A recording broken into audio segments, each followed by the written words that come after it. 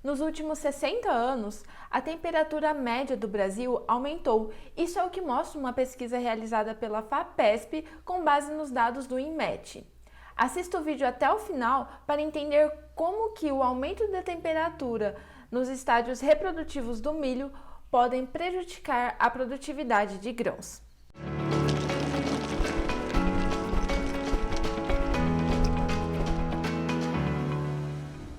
Bem-vindos ao Unity Atualiza, uma iniciativa da Unity Agro que tem como objetivo levar aos produtores rurais e agrônomos os resultados da pesquisa científica mais recente e relevante para a produção agrícola. O link do artigo de hoje vai ficar disponível aqui na descrição do vídeo para quem tiver interesse de acessar o material na íntegra. No módulo de hoje, abordarei o artigo que tem como título uma tradução livre, Temperatura máxima para o florescimento e formação de sementes em milho com sensibilidades contrastantes de flores masculinas e femininas. Esse trabalho ele foi desenvolvido na Universidade Agrícola da China e foi publicado no Journal of Agronomy and Crop Science no ano de 2021.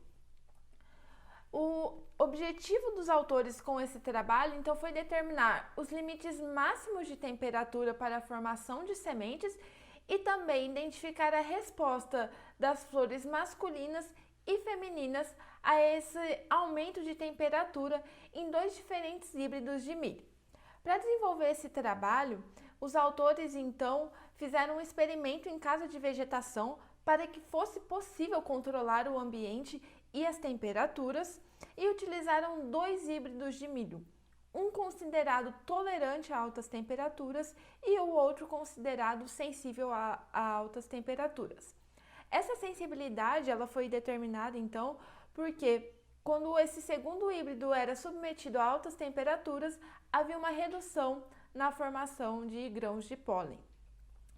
E os tratamentos, então, que essas plantas foram submetidas foram diferentes níveis de temperatura, considerando aí uma variação na temperatura máxima e mínima diária.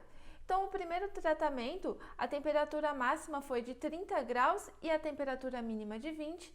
No segundo, temperatura máxima de 32 graus e mínima de 22. No terceiro, temperatura máxima de 34 graus e mínima de 24. No quarto tratamento, uma temperatura máxima de 36 graus e mínima de 26 graus. No quinto tratamento, uma temperatura máxima de 38 graus e a mínima de 28. E no último tratamento, a temperatura máxima de 40 graus e a mínima de 30 graus. E as plantas elas foram submetidas a essas altas temperaturas durante um período de 14 dias. Então, o aumento das temperaturas iniciaram 7 dias antes da ântese. A ântese é quando começa a ocorrer a liberação dos grãos de pólen lá do pendão do milho. E essas temperaturas elas foram até 7 dias após a ântese. E como que foi feito então o manejo dessa temperatura? Durante o período noturno, as temperaturas elas eram mantidas estáveis, com a temperatura mínima. E aí, a partir das 6 horas da manhã, começava a ocorrer um aumento da temperatura, atingindo ali o pico máximo ao meio-dia, e novamente essa temperatura ia diminuindo até atingir a temperatura mínima às 6 horas da tarde e estabilizar essa temperatura mínima. Falando agora dos principais resultados encontrados por esses autores, o primeiro ponto que a gente pode verificar aqui nessas imagens é a questão de como que as altas temperaturas prejudicaram a formação das espigas. Então, para os dois híbridos, a gente verifica que temperaturas acima aqui de 38, 40 graus ocorre uma redução no comprimento dessas espigas e também há prejuízos na formação desses grãos para os dois híbridos. O segundo ponto que eles analisaram, então, foi qual a temperatura máxima limite que começava a afetar a formação dos grãos. Eles verificaram que para os dois híbridos, temperaturas próximas de 37 e 38 graus já causavam redução na formação dos grãos. E uma outra característica, muito relacionada com essa formação dos grãos é o número de grãos por espiga que foi analisado. Então, para os dois híbridos, novamente, temperaturas próximas a 37 e 38 graus prejudicaram o número de grãos por espiga. E aqui a gente consegue observar também que o segundo híbrido, né, ele já apresentava um menor número de grãos por espiga, até mesmo em temperaturas não tão elevadas.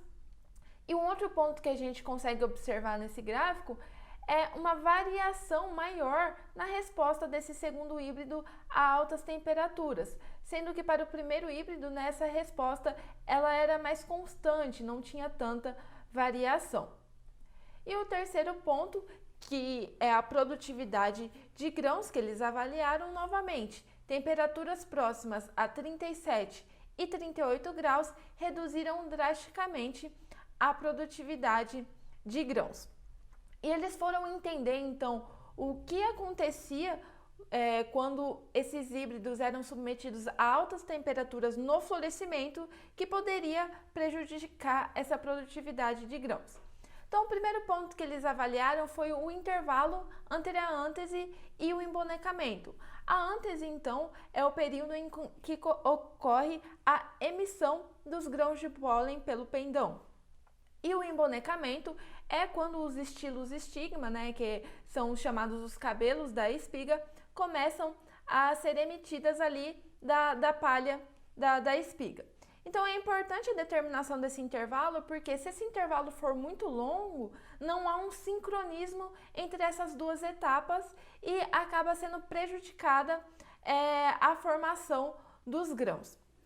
Então eles observaram que com o aumento da temperatura, ocorria então uma redução nesse intervalo, chegando até mesmo a ser um intervalo negativo, ou seja, a emissão dos grãos de pólen estava ocorrendo antes mesmo da emissão dos estiloestigmas lá da espiga do milho.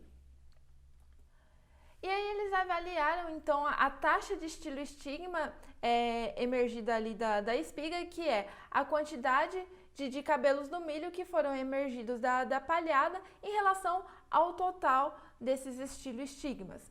E o que eles viram? Que com o aumento da temperatura ocorria uma redução nessa taxa. E que o híbrido que na verdade era considerado tolerante a altas temperaturas, essa redução ela foi ainda mais brusca. O que isso indica? Que na verdade o híbrido que era considerado tolerante, ele era altamente sensível a altas temperaturas no período do florescimento feminino. E na avaliação do florescimento masculino, eles avaliaram a massa de pólen emitida, que foi reduzida também com o aumento da temperatura, sendo que essa redução ela foi maior no híbrido que era considerado sensível a altas temperaturas, né? Principalmente aqui a partir de 36, 38 graus já havia uma grande redução.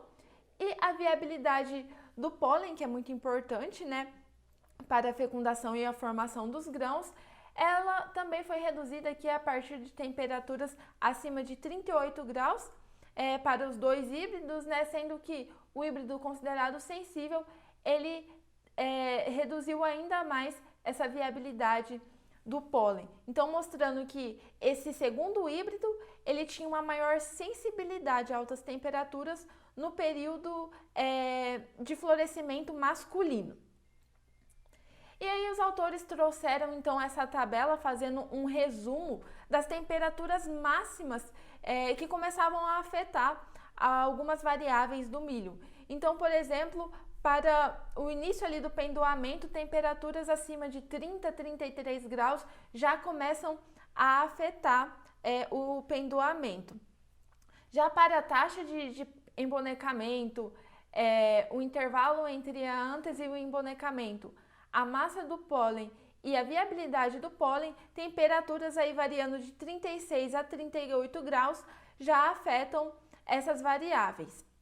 E para a emissão do pólen, então, temperaturas acima de 33 graus já começam a prejudicar a emissão dos pólens.